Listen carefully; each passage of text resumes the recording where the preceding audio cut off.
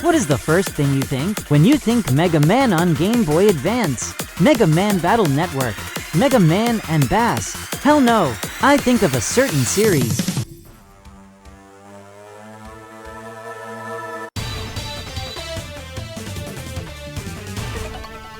I think all these games are underrated, so I said there has to be a reason for this. So after beating this game, this is the reason these games are so underrated.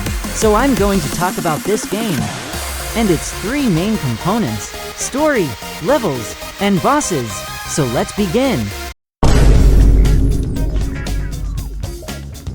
To be honest, I like the story of Mega Man Zero, but it's pretty simple. The basic rundown is, after 100 years I think, Zero comes back after Seal throws a cyber elf at it. After you wake up, you shoot some stuff, beat up some robot,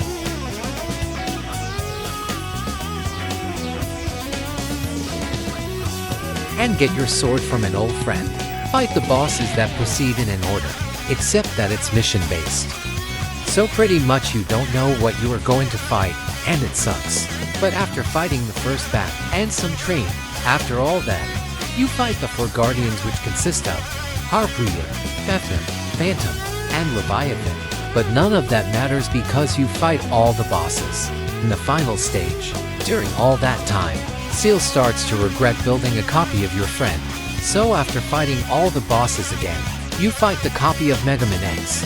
After he dies, you end up in the sand area again for the third time in this game. Mega Man X says to kill every single robot. You accept, and that's it.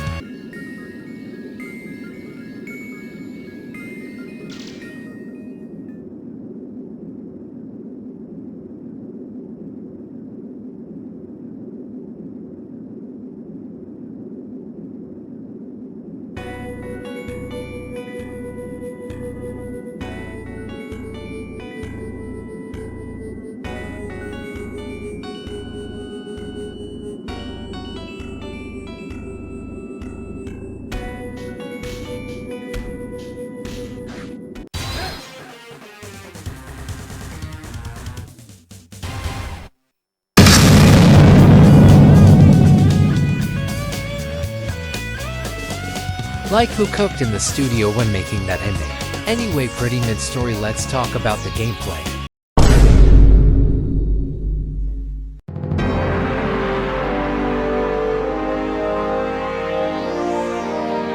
I like the level design in this game, so I'm going to talk about the level design before talking about everything else. The levels are fun, and they pair well with the gameplay, but they both still have their issues.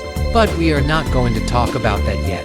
The levels made me stay on my toes, because this game throws many surprises at you while you are playing, and the gameplay really makes you go fast, while just tearing everything up. That it's really hard to find bad things with the gameplay, but sometimes the level design doesn't work. With some of the missions, like the mission where you have to bring the soldier back to the base, but there is also grinding and that sucks.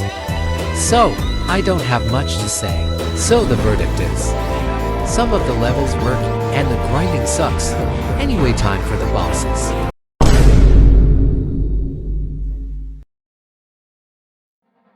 I think some of these bosses are a great challenge, like Copy X and Phantom. That's really the bosses that gave the most challenge, even though I died a lot in all the bosses. And since this is Mega Man, bosses have a weakness and a pattern, use that and you'll be good. But there isn't much to say, because this is just like Mega Man X bosses. And yes, all the bosses could be exploited, even the final boss. But I didn't have much to say other than, they are okay. Anyway, my final thoughts. So Mega Man Zero is quite the game. This game has really great ideas, executed not very well. But a sequel could improve everything bad in this game. But this game is hard to rank because it has good moments, and its bad moments. And it's not skill issue. This game is good but bad at the same time, and it's strange. But in the end it's good, which is nice. Because this game got a sequel, the verdict is 7 out of 10. Thanks for watching.